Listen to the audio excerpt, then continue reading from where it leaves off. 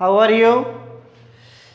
मैं विवेक मिश्रा, आपका economics teacher, और हम पढ़ रहे हैं क्लास 11th इकोनॉमिक्स की माइक्रो इकोनॉमिक्स बुक का second chapter, central problems of an economy. तो स्टूडेंट्स, हमने अपना पिछला चैप्टर कवर कर लिया जहाँ पे हमने डिफरेंस क्रिएट किया था पॉजिटिव इकोनॉमिक्स और नॉर्मेटिव इकोनॉमिक्स में। उसके बाद हमने देखा था इकोनॉमिक्स और इकोनॉमी के बीच में क्या डिफरेंसेस हैं, मेन डिफरेंसेस, जैसे कि economics as a subject work करता था और इकोनॉमी एज अ कंट्री, किसी भी कंट्री की या किसी इंडिविजुअल आदमी की इनकम से रिलेटेड होती थी, अर्निंग से रिलेटेड होती थी। ओके, तो हमने अपना पिछला चैप्टर कवर कर लिया, वहाँ पे हमने इकोनॉमी का नेचर और लेवल भी देख लिया। ओके, ये आज से हम शुरू करने जा रहे हैं अपना second chapter, central problems of an economy. तो यहाँ पे चैप्टर से ही पता चल रहा है हमको कि किसी भी इकोनॉमी की सेंट्रल प्रॉब्लम्स क्या क्या हो सकती हैं। ओके, तो सबसे पहले हम जान लेते हैं कि एक्चुअल में सेंट्रल प्रॉब्लम्स होती क्या है, तब तो हम जानेंगे कि वो इकोनॉमी के लिए वो क्या समस्या क्रिएट कर रही है। पहले तो हम ये जान लें कि सेंट्रल प्रॉब्लम्स होती क्या है और किससे रिलेटेड है। ओके, तो सेंट्रल प्रॉब्लम्स क्या होती हैं स्टूडेंट्स, देखते हैं। ये एक डिफिनेशन के थ्रू हम देख रहे हैं। The problems concerning the allocation of resources from different users to different users is called economic problem। means ऐसी प्रॉब्लम जो किससे कंसर्न हो, किससे रिलेटेड हो, एलोकेशन ऑफ रिसोर्सेज, रिसोर्सेज के एलोकेशन से, डिस्ट्रीब्यूशन से। कहने का मतलब यूजर्स हमारे पास इतने सारे हैं, अलग अलग यूजर्स हैं, डिफरेंट यूजर्स के लिए हमारे पास जो रिसोर्सेज हैं उनको किस तरीके से डिस्ट्रीब्यूट करें। ठीक है, कि हमारे सामने जितने भी टाइप की डिमांड्स हैं, जितने भी टाइप की नीड्स एंड वांट्स है, पूरी की पूरी सप्लाई कर दें। ठीक है, और नहीं कर पाते तो हमारे लिए समस्या का विषय बन जाती है।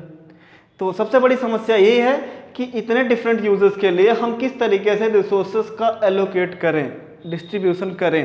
ठीक है, तो इससे रिलेटेड जितने टाइप की प्रॉब्लम्स होती हैं वो इकोनॉमिक प्रॉब्लम्स कहलाती हैं। ओके, जैसे we know that resources are limited।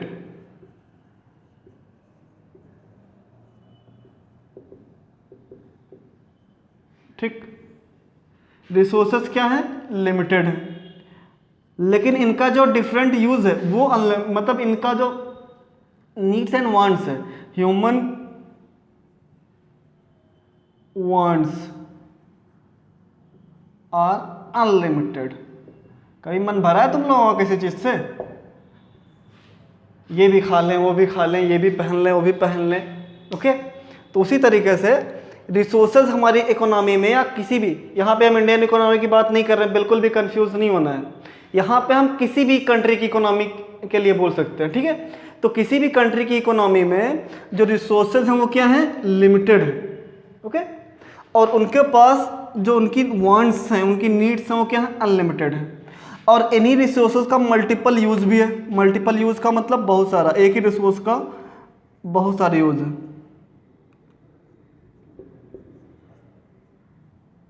Multiple uses कहने का मतलब, मल्टीपल यूजेस का एक तरीके से अगर सेंस समझे तो मल्टीपल यूज मीन्स एक रिसोर्स का एक से ज़्यादा चीज़ों में यूज करना।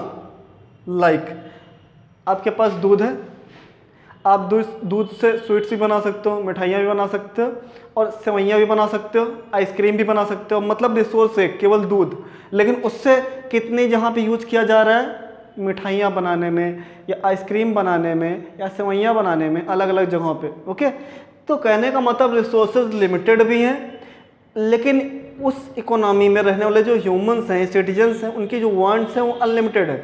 और इन रिसोर्सेज का यूज क्या है, बहुत सारा है, एक जगह पे यूज नहीं हो रहा है, काफ़ी सारे जगहों पे यूज हो रहा है। तो सबसे बड़ी समस्या यही है कि रिसोर्स लिमिटेड हैं और वांट्स अनलिमिटेड हैं। अब इनको किस तरीके से हम एलोकेट करें, how to allocate our resources according to our wants or needs. ठीक, हम अपनी नीड्स और वांट्स के हिसाब से किस तरीके से एलोकेट करें, डिस्ट्रीब्यूट करें अपने रिसोर्सेज का, ताकि जितने भी टाइप की हमारी वांट्स हैं वो फुलफिल हो सकें। ओके, अगर फुलफिल हो जाती हैं मतलब डिमांड और सप्लाई बैलेंस हो जाती है तो कोई प्रॉब्लम नहीं इकोनॉमी के पास। लेकिन कहाँ, इतने सारे रिसोर्सेज तो हैं नहीं कि हम सबकी डिमांड फुलफिल कर दें। मैक्सिमम लोगों की डिमांड फुलफिल करना, मतलब मैक्सिमम थिंग्स जिसकी सबसे ज़्यादा रिक्वायरमेंट है उसको मार्केट में लाना चाहते हैं। तो इट मीन्स कि कहीं ना कहीं थोड़ा सा अनबैलेंस रहता है। ओके, तो ये है हमारी इकोनॉमिक प्रॉब्लम। अब मेन सेंट्रल प्रॉब्लम क्या है किसी भी इकोनॉमी के लिए, उनकी सेंट्रल प्रॉब्लम्स क्या है। जैसे हम एज अ इंडिया, ठीक है, एक एग्जांपल लेके चलते हैं कि इंडिया एक इकोनॉमी है, तो इंडियन इकोनॉमी में सबसे बड़ी समस्या क्या हो सकती है। ओके, उसे कहते हैं central problems of an economy, जो कि हमारा चैप्टर भी है। तो हमें एक इकोनॉमी की जो मेन सेंट्रल प्रॉब्लम है वो क्या क्या है। सबसे पहला, what and how much to produce, क्या प्रोड्यूस करें और कितना प्रोड्यूस करें। ओके, रिसोर्सेज लिमिटेड हैं और वांट्स और नीड्स क्या है, अनलिमिटेड हैं। तो सबसे पहली प्रॉब्लम क्या है कि क्या प्रोड्यूस करें और कितना कर लें।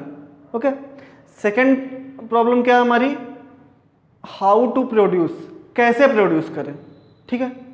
और थर्ड प्रॉब्लम क्या है, फॉर होम टू प्रोड्यूस, मतलब किसके लिए प्रोड्यूस करें। ओके, तो हम इसको आप स्क्रीनशॉट लीजिए इसकी डिफिनेशन का, उसके बाद हम आपको दिखाते हैं central problem of economy. Okay student, take your screenshot. तो स्टूडेंट्स, पहली सेंट्रल प्रॉब्लम क्या है, what and how much to produce.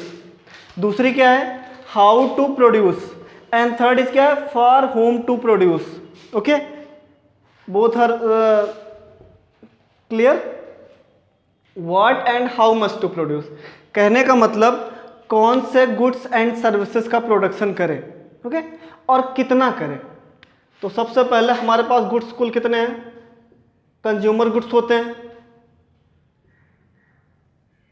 ठीक है, ऐसे गुड्स जिनको तुम लोग कंज्यूम करते हो, लाइक बिस्किट्स हो गया, लाइक टॉफीज हो गई, वीट हो गया और शुगर हो गया। कहने का मतलब ऐसी चीजें जिनको तुम लोग क्या करते हो, यूज करते हो, कंज्यूम करते हो। दूसरे हमारे कैपिटल गुड्स हो गए, जो कि अदर गुड्स के प्रोडक्शन में क्या करते हैं, पार्टिसिपेट करते हैं। ओके, लाइक इसमें तुम्हारा हो गया मशीन्स आ गई, इसमें तुम्हारा मान लो कि ट्रैक्टर्स वगैरह आ गए। ओके, मशीन्स, ट्रैक्टर, यही सब होते हैं कैपिटल गुड्स। ये गुड्स इनका हम कंज्यूम तो करते नहीं, खाते पीते थोड़े ना, और ट्रैक्टर या मशीन खा तो लेते नहीं हो, क्या करते हो इनका, ट्रैक्टर का यूज आगे के प्रोडक्शन के लिए करते हो ना, वीट या राइस के लिए या अदर एग्रीकल्चरल सेक्टर में जितने भी टाइप के प्रोडक्शन होते हैं वहाँ पे खेतों की जुताई उताई तो होती है, सॉइल फॉर्मेशन, तो वहाँ पे एक ट्रैक्टर का यूज होता है। और अदर टाइप की जो मशीन्स हैं उनका भी यूज करते होगे। ओके, तो उनका यूज आगे के प्रोडक्शन के लिए करते हो ना कि कंज्यूम कर लेते हो, उसको खा पी लेते हो। मशीन तो खाई पी नहीं जाती, और अगर खा पी लेते हो तो वर्ल्ड गिनीज बुक रिकॉर्ड में अपना नाम लिखाओ। थर्ड है हमारे पास कंज्यूमर कैपिटल और एक तरीके से वॉर टाइम गुड्स, जानते हैं आप, वॉर टाइम गुड्स मतलब ऐसे गुड्स जिनका यूज कहाँ पे होता हो, वॉर के टाइम पे, लाइक राइफल्स हो गई, ठीक, टैंक हो गई जो बाबर लेके आया था, ठीक, ये सब चीज़ें, बॉम्ब हो गए बड़े, वो हाइड्रोजन, न्यूक्लियर बम, जितने टाइप के। तो इन सब चीज़ों में गवर्नमेंट क्या करती है, अपने रिसोर्सेज का एक्सपेंड करती है कि नहीं, मतलब अपने रिसोर्सेज का यूज करती है कि नहीं अलग अलग। अब उसको कंज्यूमर गुड्स भी बनाने हैं, कैपिटल गुड्स भी बनाने हैं और वॉर टाइम गुड्स भी बनाने हैं। अगर कंज्यूमर गुड्स नहीं बनाएगी तो जनता परेशान, ठीक है, उनकी नीड्स एंड वांट सेटिस्फाई नहीं हो पाएंगी। कैपिटल गुड्स नहीं बनाएगी तो इंक्रीमेंट, मतलब कहने का मतलब उसकी इकोनॉमी की ग्रोथ नहीं होगी, अगले साल का प्रोडक्शन होगा नहीं होगा या कितना होगा, बहुत कम लेवल पे चला जाएगा, इस पर फर्क पड़ सकता है। कैपिटल गुड्स नहीं बनाएंगे तो प्रोडक्शन पे डायरेक्ट इफेक्ट पड़ेगा, प्रोडक्टिविटी और प्रोडक्शन पे। वॉर टाइम गुड्स नहीं बनाएगी, अगर उनके पास ठीक ठाक, हमारे आर्मी के जवानों के पास हथियार नहीं होंगे तो चाइना कब का ले गया होता, इंडिया को अपने मिला लिया होता, ठीक है। तो कहने का मतलब तीनों गुड्स जरूरी हैं। ओके, अब इन गुड्स का प्रोडक्शन, इनमें से कौन से गुड का ज़्यादा प्रोडक्शन करे और कितना का ज़्यादा करे। ओके, सबसे बड़ी समस्या इकोनॉमी के पास ये है। तो मोस्टली ये देखा जाता है कि इन तीनों में कौन से गुड्स की सबसे ज़्यादा रिक्वायरमेंट है, उसका सबसे ज़्यादा प्रोडक्शन करेगी अपने हिसाब से, और कितना करेगी, क्योंकि अगर एक में ज़्यादा उसने पैसा लगा दिए तो दूसरे में उसे कम इनपुट करना पड़ेगा। टोटल रिसोर्सेज क्या है, लिमिटेड हैं, रिसोर्सेज आर लिमिटेड, ये याद रखिएगा हमेशा। तो अगर रिसोर्सेज लिमिटेड है तो एक में ज़्यादा लगाया, दूसरे में कम करना पड़ेगा। लाइक तुम लोग यार मेला तो जाते ही होगे, मेला गए तुम्हारे पास 100 रुपये हैं, अब तुमको जलेबी भी खानी है, समोसे भी खाने हैं, खिलौने भी लेने हैं, ओके। तो क्या करोगे, रिसोर्सेज 100 रुपये ही हैं, पैसे तो टोटल 100 रुपये ही हैं। अगर तुमने ज़्यादा से ज़्यादा जलेबी खा ली तो समोसा कम खाना पड़ेगा, और जो खिलौने हैं वो कम रुपए के लेने पड़ेंगे। लेकिन अगर तुमने ज़्यादा से ज़्यादा खिलौने खरीद लिए तो पेट के साथ समझौता करना पड़ेगा, कम खाना पीने पर खर्च करना पड़ेगा, ओके। कहने का मतलब है कि एक जगह पे अगर तुमने ज़्यादा यूज कर लिया तो अदर 2 सेक्टर्स जो हैं उन पे कम यूज, उन पे कम एक्सपेंड, कम रिसोर्सेज का वो यूटिलाइजेशन कर पाओगे, ओके।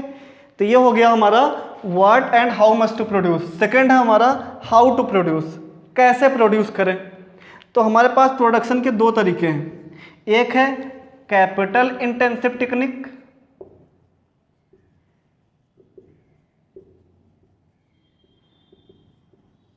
और दूसरा है लेबर इंटेंसिव टेक्निक।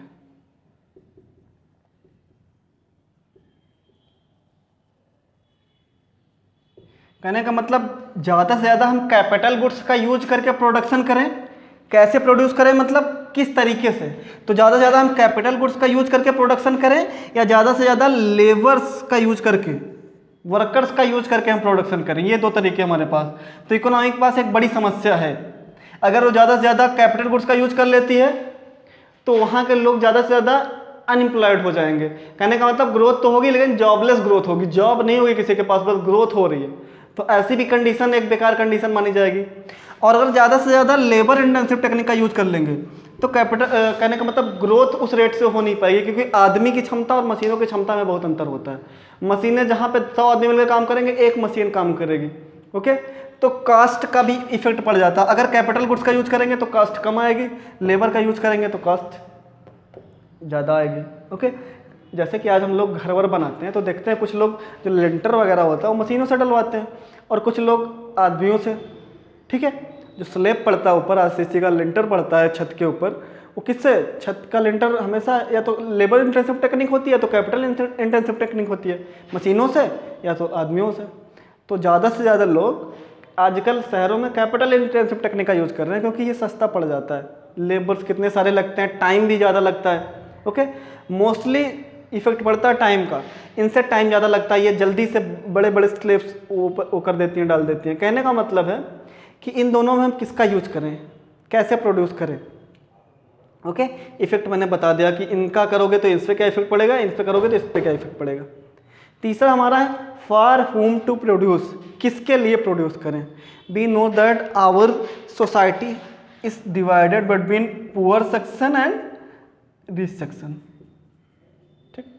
अगर हम ज़्यादा से ज़्यादा पुअर्स के लिए वर्क करें, गरीबों के लिए ज़्यादा से ज़्यादा वर्क करेंगे, मतलब सोशल वेलफेयर के लिए वर्क करेंगे, सामाजिक कल्याण के लिए, सोशल वेलफेयर के लिए अगर वर्क करोगे तो क्या होगा, गवर्नमेंट की इकोनॉमी धीरे धीरे घटेगी, क्योंकि ज़्यादा से ज़्यादा इनपुट हो रहा है, आउटपुट बहुत कम लेवल का मिल रहा है।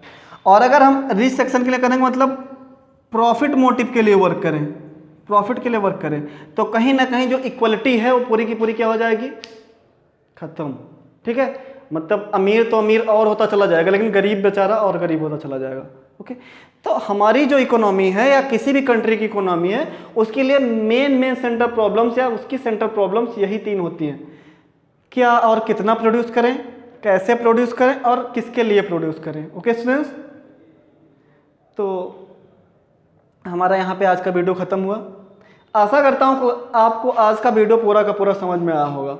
फिर भी अगर आज की वीडियो के जितने भी टॉपिक हैं उनसे रिलेटेड कोई भी क्वेरी, कोई भी कन्फ्यूज़न है, तो आप हमारे यूट्यूब चैनल के कमेंट बॉक्स में जाके अपने क्वेश्चंस या अपनी क्वेरीज वहाँ पे पूछ सकते हो।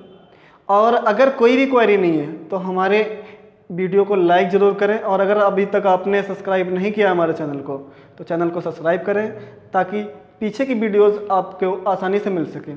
और वीडियो के नीचे जो बेल आइकन बटन है उसको भी दबाएं, ताकि आगे आने वाले वीडियोज़ आपके पास उसकी नोटिफिकेशन आसानी से पहुँच सके। ओके स्टूडेंट्स, मिलते हैं अपने अगले वीडियो में एक नए टॉपिक के साथ। तब तक के लिए बाय बाय, थैंक यू।